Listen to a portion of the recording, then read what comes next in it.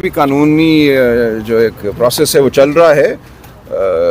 उम्मीद है हमें कि कोई अच्छा नतीजा होगा। देखिए, जो बुनियादी नौयत की बातें हैं वो आज हुई हैं कि क्या ये जेल ट्रायल जो थी जिसमें से अवाम को बाहर रखा गया, फैमिली को बाहर रखा गया, मीडिया को बाहर रखा गया, ये कानून के मुताबिक आज दिन तक हुई है या नहीं हुई। तो उस पर हमने गुजारिशात की, अदालत ने बहुत बगौर सुना, नोट किया।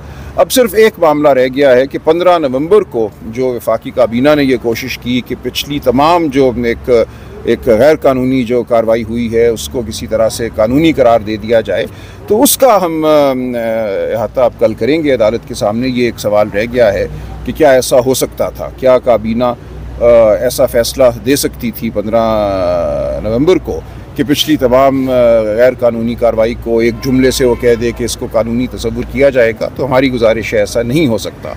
जो चीज़ गैर कानूनी थी, कानून के ख़िलाफ़ हुई, उसका कानून की नज़र में कोई वजूद नहीं है।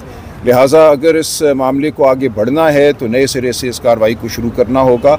आज दिन तक की जो तमाम कार्रवाई है, हमारी गुजारिश होगी कि उसको कलअदम करार दिया जाए, और काबीना ने जो किया है उसको हम देखेंगे आइंदा के लिए। लेकिन काबीना को कोई इख्तियार हासिल नहीं था कि वो माजी के हवाले से कानून साजी कर सके और कहे कि माजी में जो गलत काम हुआ वो सही है। तो आज की समाअत के बाद अब आपको क्या एक्सपेक्टेशंस हैं? कब तक ये फैसला वाइंड अप हो जाएगा? कब तक फैसला सुना? हियरिंग तो कल ख़त्म हो जाएगी। क्या कल ही कोई फैसला आता है या उसके बाद आता है, ये हम देखेंगे। लेकिन हियरिंग मेरा ख्याल है कल हो जाएगी। आज की समाअत में क्या अहम रिमार्क्स दिए गए? लग रही है कि जो कैबिनेट का फैसला आया है उसका इतलाक माजी की जो कार्रवाई है। एक सवाल मेरे लिए रखा है अदालत ने, यही एक सवाल अदालत ने रखा है कि कोई अदालती हवाला है? जी, बहुत हवाले हैं, ये कल हम पेश करेंगे कि ये तो हमारा मुस्तहकम कानून है कि कोई भी जो इंतज़ामी इदारा है जिसमें काबीना भी शामिल है, काबीना ज़ाहिर है कानून साज इदारा नहीं है, वो पार्लिमान नहीं है, कोई भी इदारा जो है जो इंतज़ामी नौयत का है वो ऐसा हुक्म नहीं कर सकता जिसकी वजह से माजी पर उस हुक्म का इतलाक हो। आइंदा के लिए हुक्म किया जा सकता है, लेकिन माजी के हवाले से और ख़ास तौर से जहाँ माजी में गैर कानूनी कोई कार्रवाई हुई हो, उस गैर कानूनी कार्रवाई को एक काबीना के फैसले के ज़रिए दुरुस्त करार नहीं दिया जा सकता। अच्छा, इससे पूछा गया कि जो जज साहब अबुल हसनात जुल्करनैन साहब की तैनाती हुई उस पर क्या प्रोसीजर फॉलो किया गया, क्या इनका नाम इस्लामाबाद हाई कोर्ट की तरफ से दिया गया था या हुकूमत ने फ़ैसला किया कि पाकिस्तान के जो 1000-1500 जज साहिबान हैं सेशन अदालतों के, उनमें से किसको उन्होंने मुंतखब करना है इमरान खान की ट्रायल के लिए। तो ये हक़ ज़ाहिर है कि इंतज़ामिया को हासिल नहीं है कि वो अदलिया के किसी फ़र्द को चुने अपने किसी मकसद के लिए। तो हमारी गुजारिश थी ये देखा जाए कि ये मामला अदालत की तरफ से, इस्लामाबाद हाई कोर्ट की तरफ से चला, या ये कि नाम जो है वो हुकूमत की तरफ से आया और इस्लामाबाद हाई कोर्ट ने सिर्फ उस नाम पे मोहर सख्त की। इस मकसद के लिए रिकॉर्ड मंगवाया है। सर, आप एक मुमताज़ कानूनदान हैं, कोई ऐसा प्रेसिडेंट सेट है कि किसी सियासतदान का जेल में ट्रायल हुआ हो? आप तो बड़े बड़े सियासी रहनुमाओं के और मियां नवाज शरीफ साहब के भी वकील रह चुके हैं सर। ये देखें, ये बदकिस्मती है, लेकिन एक दो नज़ीरें हैं जेल ट्रायल की हमारे माजी में।